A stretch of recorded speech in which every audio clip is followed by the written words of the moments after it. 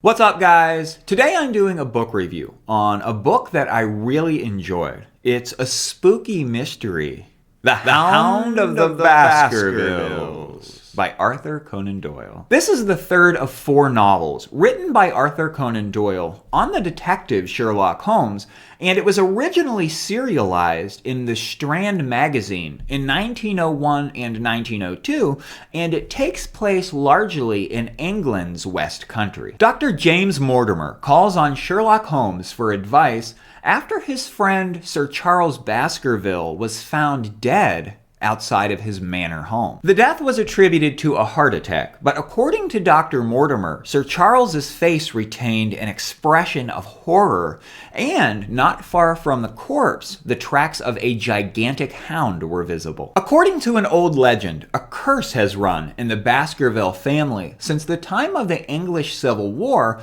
when Hugo Baskerville was killed by a huge demonic hound. Allegedly, the same creature has been haunting the manor ever since, causing the death of many heirs. This hellhound has become the family plague, and Dr. Mortimer fears that Henry Baskerville, the inheritor of Baskerville Manor, will be the next in line for the deadly Hound of the Baskervilles. Sherlock dismisses the curse story as nonsense, but agrees to look into the whole matter. Dr. Watson accompanies him, as always, and in a nutshell, that's what this one's about. This is a really good countryside murder mystery. You know, Dr. Watson and Sherlock Holmes are one of the original crime-fighting duos and one of the best. Sherlock is intelligent, unpredictable, and a master of deductive reasoning. Watson is a mere mortal, but he's a pretty sharp guy as well, and he's in a perfect position to relate the story to us, the readers. His narration is gold, and it works out beautifully. I love a good whodunit, and that's what this novel is. Whenever I'm reading a mystery, I'm trying to solve the case as I go,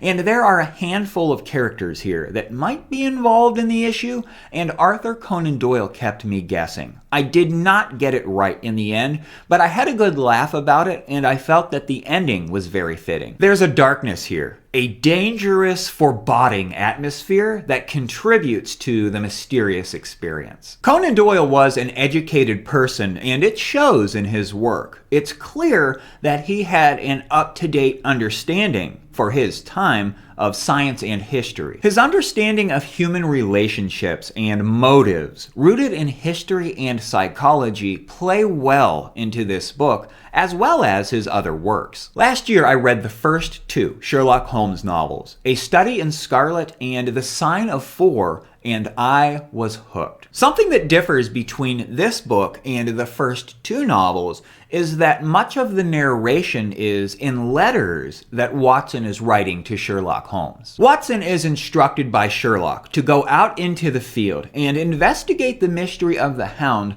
on his own, and to report on breaks in the case by writing letters back to Sherlock. So the duo are working together, but they're separated, and that fact gives this one a distinct feel in comparison to the first 2 novels. You know, sometimes we modern mystery readers can opt to not read the classics because classics can sometimes have a feel that is a bit primitive in comparison to modern literature, but these Sherlock Holmes novels are not to be missed, in my opinion. Every once in a great while, an author will set out and write something that will stand the test of time. This is one of those cases. Doyle was a master at pulling the reader into a mystery, setting us plop down in a Victorian-era world, and investing us in his characters. Sherlock Holmes is an analytical genius, and Arthur Conan Doyle was an equivalent literary genius. Other things worth mentioning are that there are about 24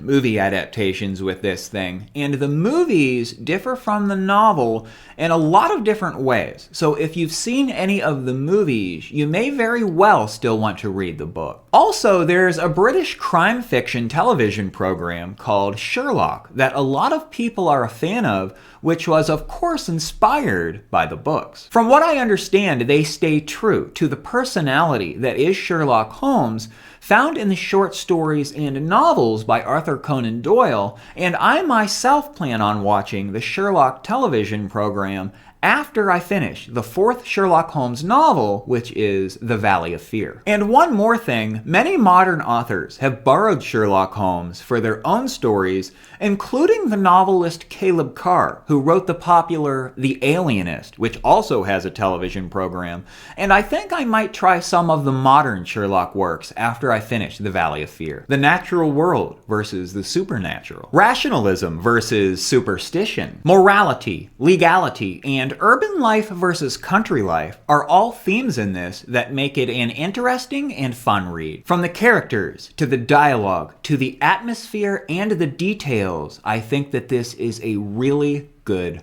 book. I give it an 8 out of 10 stars review, which amounts to a recommendation from me, and I'm really looking forward to The Valley of Fear and all 56 short stories. I'm committed to reading them all. I give Sherlock Holmes 2 thumbs way up. And there you have it, The Hound of the Baskervilles by Arthur Conan Doyle. Please like this video if you enjoyed it, and subscribe to my channel for more literary content. Thanks for dropping by, guys. I'll see you next time.